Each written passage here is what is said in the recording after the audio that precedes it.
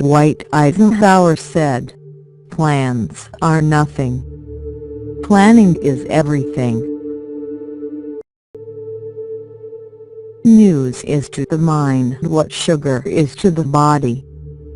All of humanity's problems stem from man's inability to sit quietly in the room alone, wrote Blaise Pascal.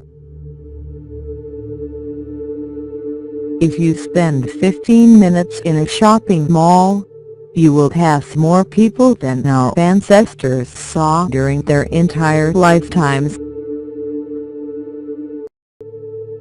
It's not what you add that enriches your life. It's what you omit. Assume that your worldview is not borne by the public.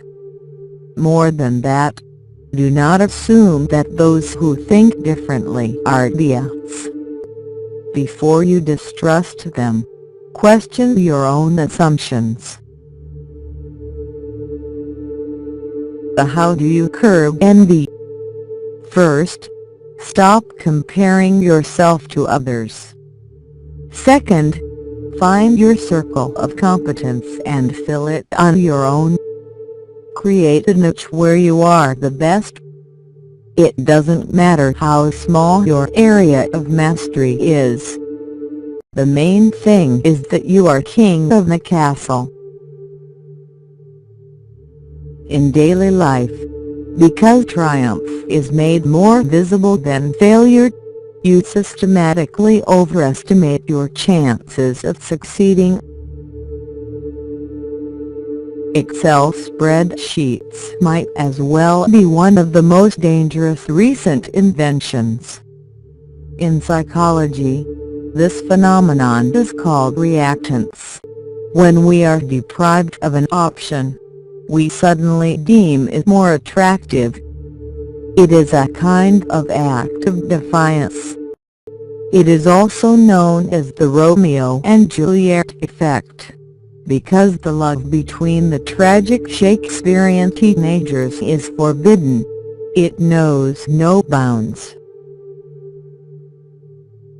Survivorship bias can become especially pernicious when you become a member of the winning team.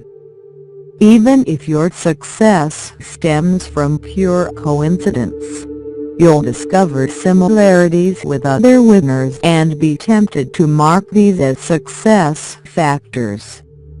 However, if you ever visit the graveyard of failed individuals and companies, you will realize that its tenants possessed many of the same traits that characterize your success. No matter how much you have already invested, only your assessment of the future costs and benefits counts. If you ever find yourself in a tight, unanimous group, you must speak your mind, even if your team does not like it. Steve Chandler and Dwayne Black present an approach to management that promises to lower your stress level, increase your happiness and allow everyone in your organization to be more creative and productive. In conclusion, when it comes to pattern recognition, we are oversensitive. Regain your skepticism. If you think you have discovered the pattern, first consider it pure chance. If it seems too good to be true, find a mathematician and have the data tested statistically. And if the crispy parts of your pancake start to look a lot like Jesus' face, ask yourself, if he really wants to reveal himself, why doesn't he do it in Times Square or on CNN? The mathematician is afraid of flying due to the small risk of a terrorist attack. So, on every flight he takes a bomb with him in his hand luggage. The probability of having a bomb on the plane is very low, he reasons, and the probability of having two bombs on the same plane is virtually zero. Do your best to get by with the bare facts. It will help you make better decisions. Superfluous knowledge is worthless, whether you know it or not. Rational decision-making requires you to forget about the costs incurred to date. It's okay to be envious, but only of the person you aspire to become. The human brain seeks patterns and rules. In fact, it takes it one step further.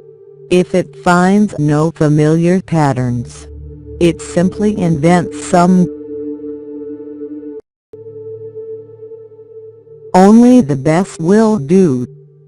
In this age of unlimited variety, rather the opposite is true. Good enough is the new optimum. If you have nothing to say, say nothing. Simplicity is the zenith of a long, arduous journey, not the starting point.